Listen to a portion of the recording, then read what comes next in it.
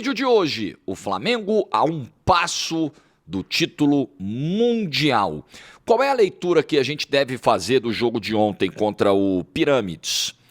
Um jogo em que o Flamengo não precisou fazer força ou um jogo em que o Flamengo se mostrou desatento? Vamos olhar esse copo meio cheio, meio vazio.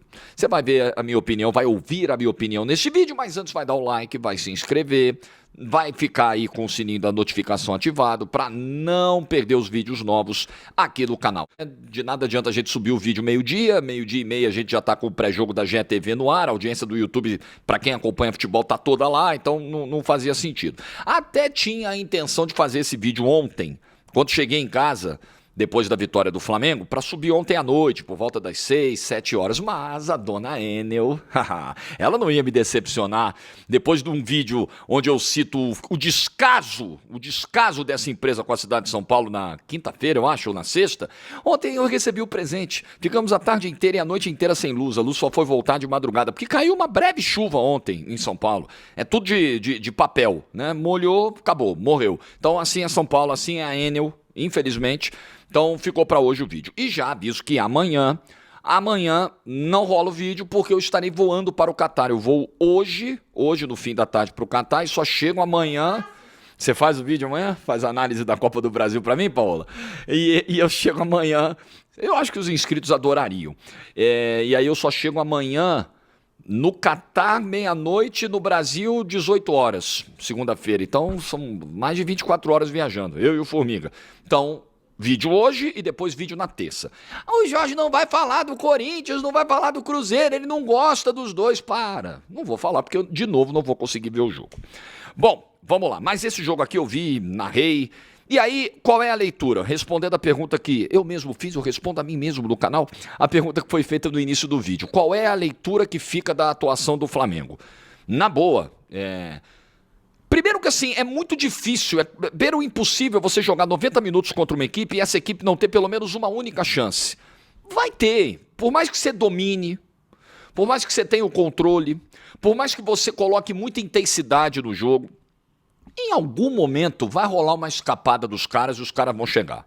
Ou numa bola em profundidade, ou num lançamento, ou numa bola parada, num escanteio. É muito difícil você passar 90 minutos sem conceder uma chance ao adversário. E o Flamengo concedeu uma chance de real perigo, enorme perigo, que foi a finalização do Maiele, 46 do primeiro tempo, cara a cara. O Rossi sai muito bem do gol para abafar. Numa bola lançada em profundidade, o Arrasca perdeu lá na frente, o Danilo não conseguiu chegar na corrida, o Rossi saiu para pegar.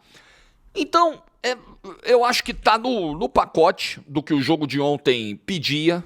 O Flamengo ontem já começa o jogo com 3 mudanças, o Léo Ortiz saiu do time, entrou o Danilo, o Léo Ortiz está num processo aí de retorno de contusão nesse momento, o Samuel Lino também deixa o time, eu tenho a sensação, até que pela recomposição e tal, talvez tenha sido uma ideia de preservar o Samuel Lino para a final, tanto que o Felipe Luiz escalou o Samuel Lino recentemente para a final da Libertadores e para o jogo do título do Campeonato Brasileiro. Verdade que contra o Cruz Azul ele não foi bem e saiu no intervalo, mas pode ser um indicativo de que o Lino tenha de novo a confiança do Felipe Luiz para mais uma final.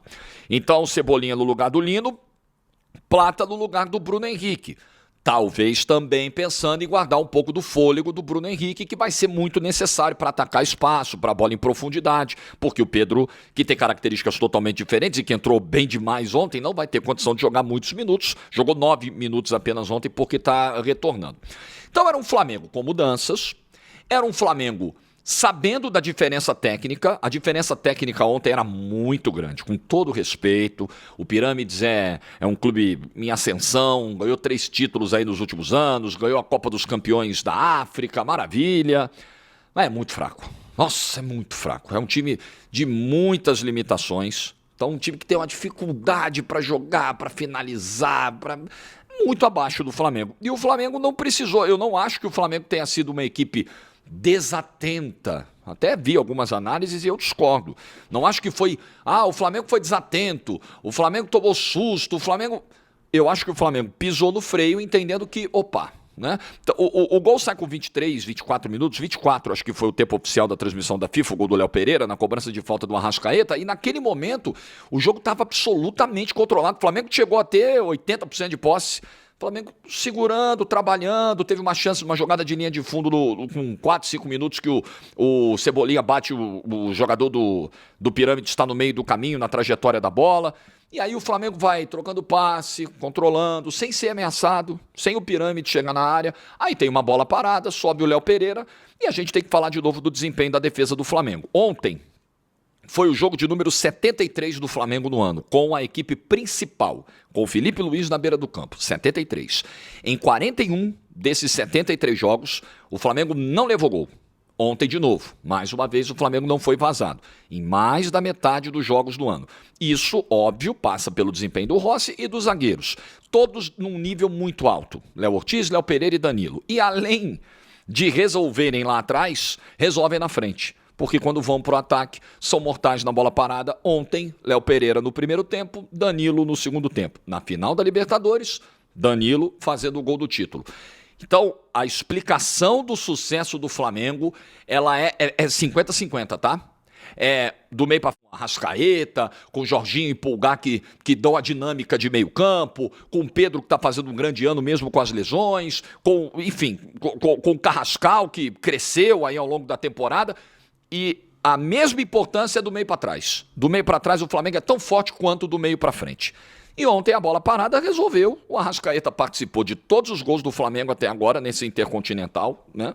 Mágica participação do Arrascaeta, mágica a temporada do Arrascaeta, que tem tudo agora para entrar de vez, já está na história do Flamengo, mas acho que com um título mundial, se ele acontecer na quarta-feira, aí a galera vai ter que olhar para aquele ranking dos ídolos eternos do Flamengo, e aí vamos ver em que posição vai entrar o Arrascaeta. Ele vai ter que subir vários degraus aí, vários, porque o ano que ele faz é absolutamente incrível. É uma loucura. Aliás, deixa eu atualizar esse número também de participações para gol do Arrascaeta na temporada. Se eu conseguir achar aqui com o decorrer da gravação do vídeo, eu atualizo para você. Tá aqui, são 45. Com as 2 assistências de ontem, são 25 gols e 20 assistências na temporada. 25 gols e 20 assistências. Um assombro. Então, acho que muito do que aconteceu ontem, do Flamengo precisar da bola parada para resolver, tomar aquele sustinho do Pirâmides ali no final do primeiro tempo, se devia à diferença enorme, né, entre os dois times, o aspecto físico, o jogo de número 73 do time principal na temporada. Então, acho que o Flamengo foi controlando. Acho que o Flamengo jogou o jogo no ritmo que deveria jogar. Não é desrespeitando Pirâmides, mas pensando no contexto de um desgaste, de um fim de temporada e de uma final contra o Paris Saint-Germain que vai exigir muito. Eu pretendo fazer um vídeo na terça para fazer uma prévia dessa final, ou na quarta, bem cedo, lá no Catar, mas o Flamengo vai precisar, assim, eu já vi algumas comparações, né, do Botafogo, que ganhou do PSG no meio do ano, com o Flamengo. O que o Flamengo pode fazer, se ele pode fazer igual. Ele não pode fazer igual, porque ele não tem vocação para fazer igual. O Flamengo não vai ser uma equipe, dificilmente o Flamengo vai conseguir ser uma equipe que vai jogar por uma bola. Acho que não. Mas algo daquele jogo o Flamengo pode pegar. O nível de concentração do Botafogo para ganhar do Paris Saint-Germain, que foi uma coisa impressionante. E o Felipe Luiz, na coletiva, ele falou logo, acho que foi na primeira resposta, olha, vamos precisar de uma partida perfeita. Partida perfeita é sem erro, é nível de concentração no talo. E é muito, assim, ao mesmo tempo em que a gente sabe que esse time mentalmente ele é muito preparado. São caras campeões, Danilo com uma trajetória incrível na Europa, Jorginho com um monte de título conquistado, Arrascaeta com uma grande história dentro do clube e por aí vai. Então é um elenco de jogadores vitoriosos. Danilo, já citei, Alexandro, né, jogador de Copa do Mundo, de Europa. Mentalmente, eu acho que o Flamengo está pronto para fazer esse jogo de erro zero contra o Paris Saint-Germain. O grande desafio, para mim, é físico desse jogo. Além da questão técnica, né?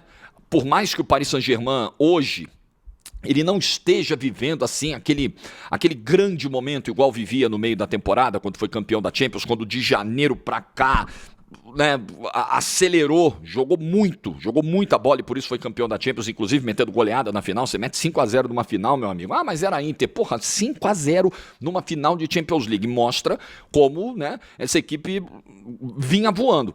E recentemente teve tropeço para o Olympique de Marseille, derrotas, né? Para o Mônaco e para o Olympique de Marseille no campeonato francês. Teve derrota para o Bayern de Munique dentro de casa, na Liga dos Campeões da Europa. Empate com o Atlético Bilbao. Então, assim, é uma sequência, né, de alguns tropeços que mostram que o PSG não está naquele nível do meio da temporada. Mas ainda é o PSG, meu amigo. Ainda é um time fortíssimo, poderosíssimo, bilionário. Então, eu acho que esse é o primeiro grande desafio, óbvio, e o segundo, que para mim é bem grande, é o desafio físico, de um time que vai fazer a sua partida de número 74 na temporada. E jogos perfeitos, jogos de erro zero, exigem muito fisicamente, muito, mental e fisicamente.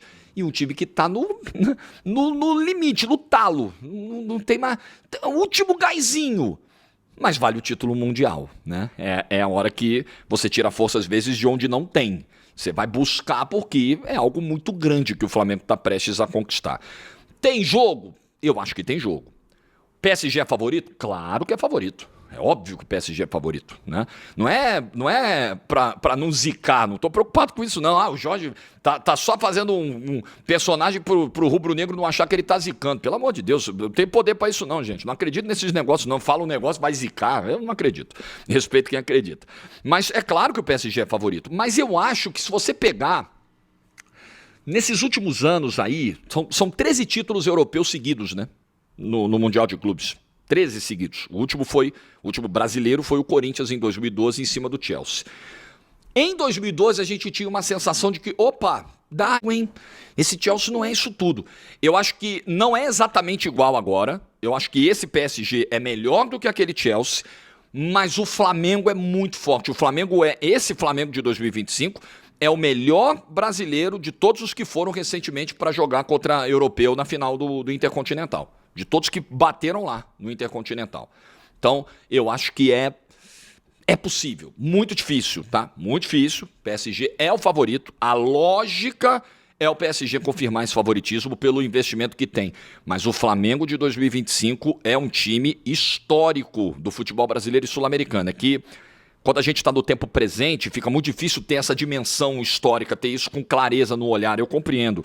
Mas a gente vai olhar para esse Flamengo, para tudo que ele está conquistando. Quando a gente chegar lá na frente, vai falar, olha, Flamengo de 2025, um dos maiores da história. E se o Flamengo ganha no mesmo ano, eu sei que o time de 81 ele está no coração, eu sei que é a era Zico, é uma era de ouro do Flamengo, eu sei disso, ninguém vai tirar esse espaço. Mas se esse time de 2025 termina ganhando Supercopa do Brasil, Carioca, Libertadores, Brasileiro e Mundial de Clubes, meu amigo... Não vai ter discussão, cara. Nem com 2019 vai ter discussão. Porque esse time pode ganhar o mundo. Coisa que o de 2019 não conseguiu. E sendo justo, o de 2019 fez um papel muito digno no Mundial.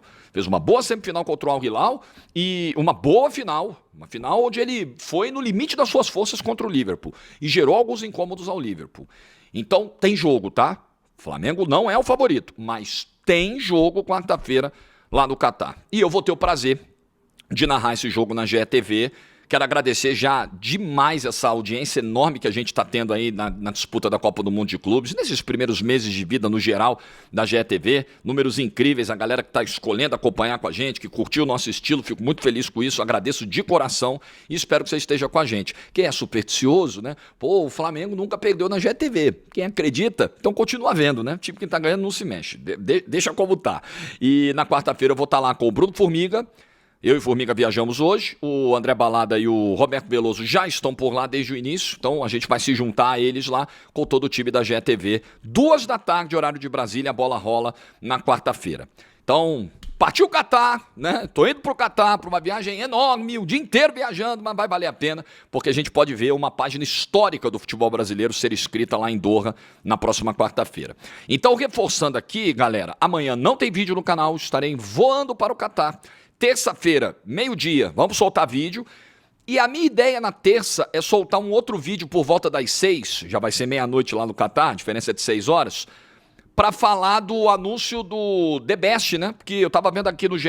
Globo que saiu a notícia, a confirmação de que vai ser na terça-feira, lá no Catar, aproveitando que a galera tá lá no Mundial e tal. O anúncio dos vencedores vai ser na terça, dia 16, no Catar, em Doha, na véspera da decisão do Intercontinental. O evento será às 2 da tarde, horário de Brasília. Então a gente pode falar sobre isso no vídeo das 6 e eu acho que vai rolar. Eu sei que na terça-feira eu vou precisar dormir bastante para me recuperar e narrar o jogo na quarta, mas a gente dá um jeitinho de gravar pelo menos um vídeo, mas a minha ideia é gravar 2 na quarta-feira, até para compensar não termos o vídeo de amanhã.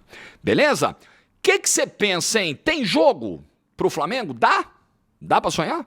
Deixa a sua opinião nos comentários. Like no vídeo se você ficou até o final. Bom domingo. E hoje, assista na GETV. Cruzeiro e Corinthians, 18 horas. Definição do primeiro finalista da Copa do Brasil. Ao vivo com imagens, a GETV transmite hoje. Eu não vou conseguir ver no voo. Talvez eu consiga ver no voo, né? Vou tentar. Like no vídeo se você ficou até o final. Juízo, tchau.